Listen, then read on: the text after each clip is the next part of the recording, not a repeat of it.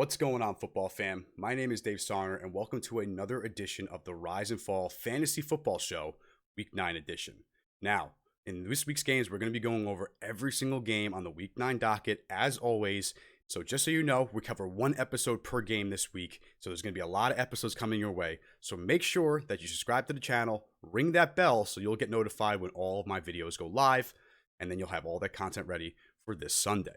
Now, with all that being said, enjoy the episode for Week 9. So on this episode, we're going to be going over the Seattle Seahawks heading into Buffalo to play the Buffalo Bills. I definitely think that the over is going to be hit in this game. 54 points could be a really easy, doable objective here when you have the Buffalo Bills and Seattle Seahawks. That being said, that would only happen if the Buffalo Bills were able to match the output of the Seattle Seahawks. And listen, beginning of the season, I would have said, sure, they can absolutely do that. But recently, Josh Allen has just really made me unsure if he's able to handle that kind of workload. It's very, very scary to see his downward trend. Of course, we knew it could happen. He's shown flashes of this in the past. I just thought he was past that at this point. But it is what it is. You know, listen, he has a great bounce back opportunity here going up against Seattle. Seattle's defense is giving up the second most points to quarterbacks and the most points to wide receivers. So this is a great day to fire up Josh Allen, a great day to fire up Stephon Diggs. You're going to do that anyway. But also Cole Beasley and John Brown might be some interesting options for you this week if you still need to stream him.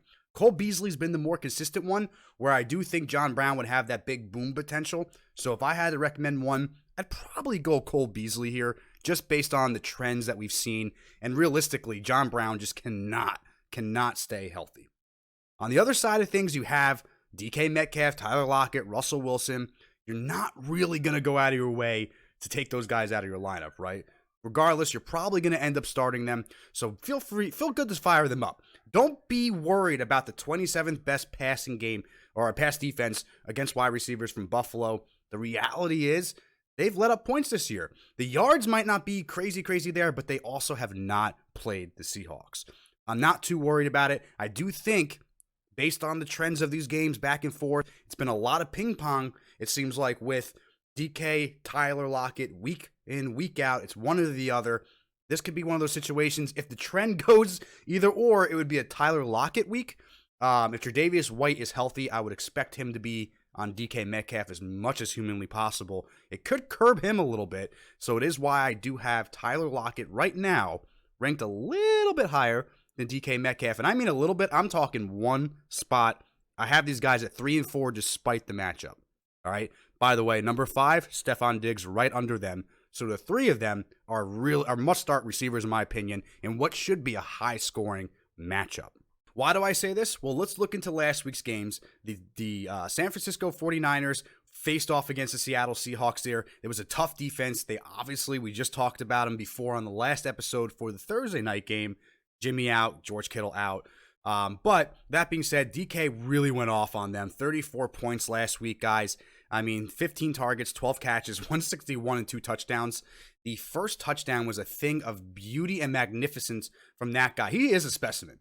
I'm a guy that's like, oh, Terry's better, you know, and I don't think that one is better than the other. I think they're both probably the 2 best receivers. You throw A.J. Brown as the 3 best receivers in that class. All 3 of them are fantastic receivers. But something about DK is just unnatural. You know, that first touchdown, he should not have been able to get around the bend. Anyone else would have only gotten like a yard and went out of bounds. This guy takes it up the field for like 40 yards for the first touchdown. It was incredible.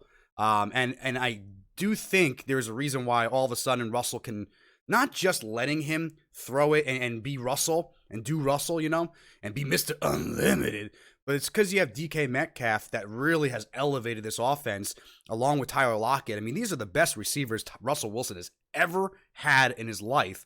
And oh, by the way, they have a pretty good run game when Chris Carson's healthy. So I like this team. The defense needs work. So that's why I think this will be a shootout. But in this matchup, guys, the Buffalo Bills are giving up the 18th most points to quarterbacks. They're giving up the 18th most points to running backs. They're giving up the 4th most points to tight ends and giving up the 27th most points to wide receivers. So, again, we said a matchup. DK and Tyler, you're fine. If Chris Carson's in, you're going to start him. if it's DJ Dallas, listen, most likely you'll have to. And he put up good numbers last week in a tougher matchup, in my opinion, for that defensive line. So I do think DJ Dallas and either or Chris Carson are good starts. If Chris Carson goes, do not start DJ Dallas. You're going to start Russell regardless. 18th best offense against them. Doable. You know, we've seen quarterbacks kind of shred this defense a little bit here. So when we look at the rankings here for Buffalo Bills, who they played, yes, they're giving up the 15th most or 18th most points to quarterbacks. No doubt about that. So let's see who they've given up points to. Well, they gave up 18 points to Cam Newton last week. The week before, Sam Darnold, he got injured, I guess? I don't know. He just sucked. He was 0.8. I mean, he was just bad that game. Week before, Patrick Mahomes, 20 points. Ryan Tannehill put up 30 on them. Derek Carr put up 20. Jared Goff put up 27. Fitzpatrick, 24. Only three players less than 20 points that the Bills have let up in fantasy points to the quarterback. Guess who the three were and what they were? Sam Darnold in week 1, 11.2. Sam Darnold in week 7, 0.8, which is why this rank is so down, by the way. And 18.3 to Cam. Fire up Russell Wilson. This is a much more deceiving. I mean, obviously you're going to, but don't be worried about the receivers. It's a tough matchup. You start them. And even in daily fantasy, I'm going to stack Russell on one of these guys. I kind of try to do it every week. I didn't do it last week, and I should have. And that's what I get for that. So, just to recap, you're going to go with Russell Wilson. You're going to go with DK. You're going to go with Tyler Lockett here. You're not going to go anywhere near David Moore in case anyone was. I don't think they would be. Tight end, Greg Olsen, good matchup. Will Dissly there. They don't utilize it as much, but Bills are getting up the 4th most points to tight ends right now. I wouldn't be surprised if Russell tries to exploit it. You know, and Olsen could be, you know, I don't know how deep your guys' leagues are. They shouldn't be this deep, but Olsen could be an interesting, really streamer for DFS, in my opinion. Especially in Showdown. I love him in the Showdown lineup. If you're going to do this matchup, if they have it for just these two, Greg Olsen, put him in as a lower guy, you know, your 400, 300, whatever, 3,000, whatever his value is, and put him in there. I think he'll do some good things for you this week. On the Bills side of things, second most points the Seahawks are giving up to quarterbacks. So Josh Allen, like we said, bounce back week. This is the week to do it, right? This is the week to do it. Josh Allen, Stephon Diggs, top 5 start. Definitely put him in your lineup, so you're not going to. I do love Cole Beasley. He's consistent much more than John Brown. So here's the deal. If you want to go Cole Beasley or John Brown, or you're not sure which one to pick up, or whatever it is, I'm assuming that Cole Beasley should be rostered. John Brown should be too, but he has been dropped by people, and I understand why. If you go that route, here's the scenarios. You're going to have Cole Beasley, who's more consistent. He'll get you your better floor, your higher floor. John Brown is going to give you your higher ceiling. And he may, I don't know who's back and who's not for Seattle, but he may get Quentin Dunbar, who could be hit or miss. So I do feel like it's going to be a Cole Beasley day again. I just think John Brown needs to get back healthier. I think he has better games to come. This could be it, but I think it might be a couple weeks down the line. So I'm more comfortable with Cole Beasley, Stephon Diggs, Josh Allen. The running backs now. Buffalo, Devin Singletary, and Zach Moss. Well, last week, Zach Moss was the top producer for the Buffalo Bills. 20 points, his first 20-point game, 14 carries, 81 yards, 2 touchdowns. I actually tried trading for Zach Moss last week, thinking like, oh, they're going to come back and it's going to start to transition. I guarantee you it's going to start to happen. So if you can figure out a way to trade for Zach Moss now, he might be the guy at the end of the year that can win you some lineups. I think David Johnson, his rookie year, I remember someone even dropped him thinking like, oh, he had a couple down weeks and this, and he wasn't quite the guy yet, right? And I just knew, something about me knew he's going to take this role. I picked him up 2 weeks later. He was a starter in that rookie year. If you guys remember at the end of the season, he went off for people and helped them win a championship. So I think Zach Moss has that same potential. Devin Singletary, just not the guy. He hasn't proven it. He hasn't shown it.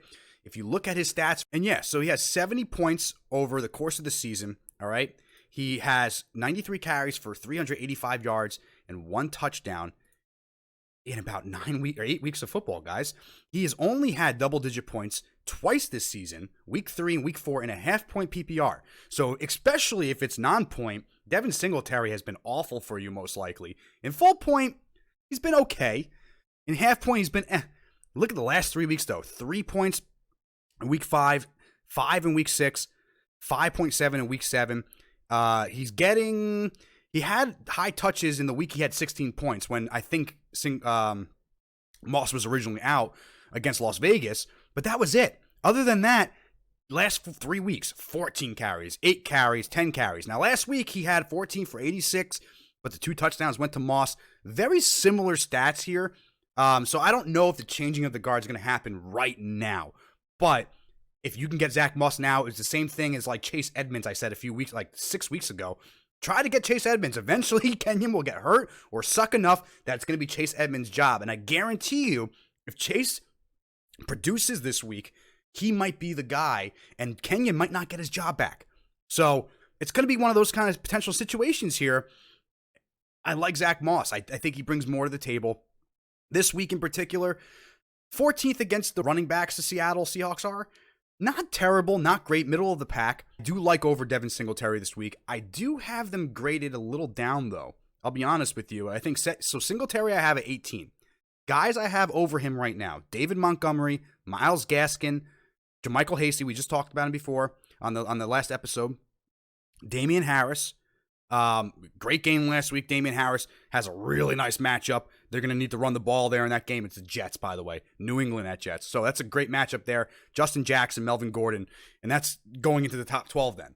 So Singletary I have above Le'Veon for right now, just because I don't, the splits were so even. I want to see one more week of that, but very likely you could probably plug Zach Moss in there, and he might end up being your 18th back of the game. So just to go back and recap everything here, guys.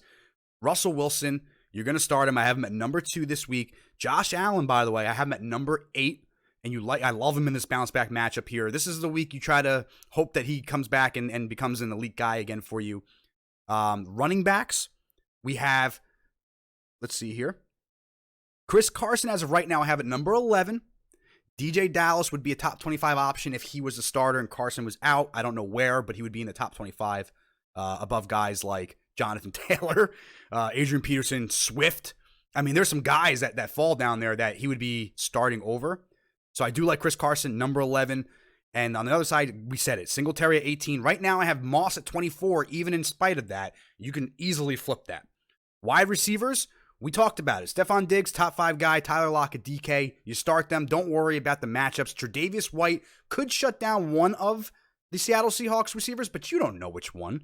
So you're just going to go and do what you got to do. Hopefully it's not the one that you have, but it could very well be one Seattle guy goes off for 30 points and the other one doesn't do quite that much. Again, tight ends, you're not going to go and start the Bills tight ends in this matchup here. Seattle, Greg Olsen's a decent flyer here. So, overall, we're recapping here. We like Russell Wilson. We like Josh Allen in the bounce back week. We like Moss over Singletary by not that much. I'm not even 100% confident in that right now. We do like the even carries. Goal line touches, by the way, will go to Zach Moss, so we do like that a little bit more.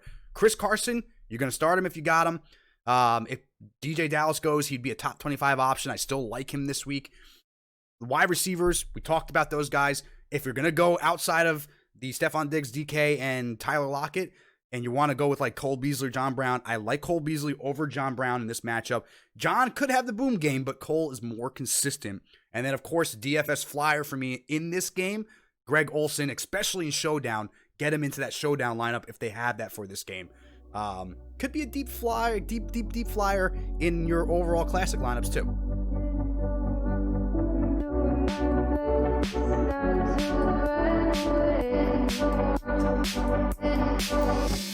Send the rocks across the